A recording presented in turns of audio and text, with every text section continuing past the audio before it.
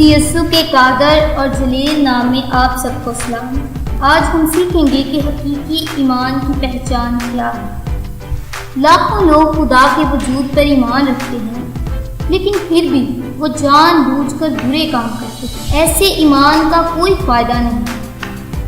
یہ جعلی نوٹوں کی طرح ہے جو دیکھنے میں تو اصلی لگتے ہیں، لیکن ان کی کوئی قیمت نہیں۔ تو پھر حقیقی ایمان کی پہچان کیا ہے؟ پاک صحیفوں کا علم حقیقی ایمان کی بنیاد ہے۔ پاک صحیفوں کو پڑھنے سے ہم خدا کی ذات سے واقف ہو جاتے ہیں۔ ان صحیفوں میں خدا کے احکام، اس کی مرضی اور اس کی تعلیمات کے بارے میں بتایا جاتا ہے۔ حقیقی ایمان نیک کاموں سے ظاہر ہوتا ہے۔ جب ہم نیک کام کرتے ہیں تو خدا کی تمجید ہوتی ہے۔ ایسے کام کرنے سے ہمیں خود بھی فائدہ ہوتا ہے اور دوسروں کو بھی، جیسے کہ کچھ نیک کام، خدا کی عبادت کرنا، خود میں ایسی خوبیاں پیدا کرنا جو خدا کو پسند ہے، خاص طور پر محبت کی خوبی، برے خیالوں اور خواہشوں کو رد کرنا، مشکلات اور مصیبتوں کے باوجود خدا کے وفادار رہنا، دوسروں کو خدا کے بارے میں تعلیم دینا۔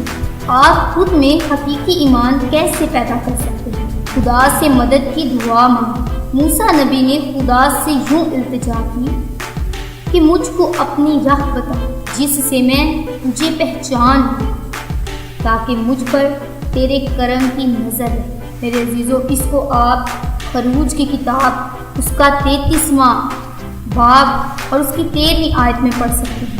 خدا نے موسیٰ نبی کی دعا قبول کی اور ان کی رہنمائی کی۔ اس طرح موسیٰ نبی نے خود میں حقیقی ایمان پیدا کیا۔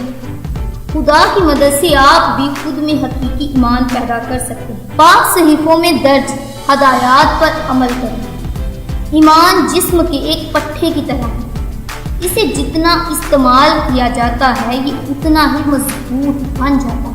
اس لیے اپنے ایمان کو مضبوط بنانے کے لیے اس پر عمل کریں۔ اس طرح آپ جان جائیں گے کہ خدا کی رہنمائی کو قبول کرنے میں بڑا فائدہ ہے۔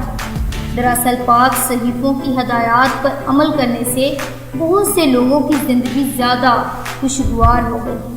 خدا نے اپنے کلام کو محفوظ رکھا ہے۔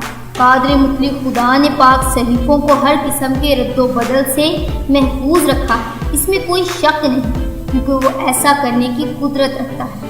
پاک صحیفوں میں لکھا ہے، گھاس مرجھا جاتے ہیں، پھول کملاتا ہے، پر میرے خدا کا کلام ابد تک قائم ہے۔ اس کو آپ یسایہ کی کتاب اس کا 40واں باب اور اس کی 8ویں آیت میں پڑھ سکتے ہیں۔ خدا ایسا کرے کہ ہم اس کے کلام کو پڑھیں اور اس کے کلام کی باتوں پر عمل کریں۔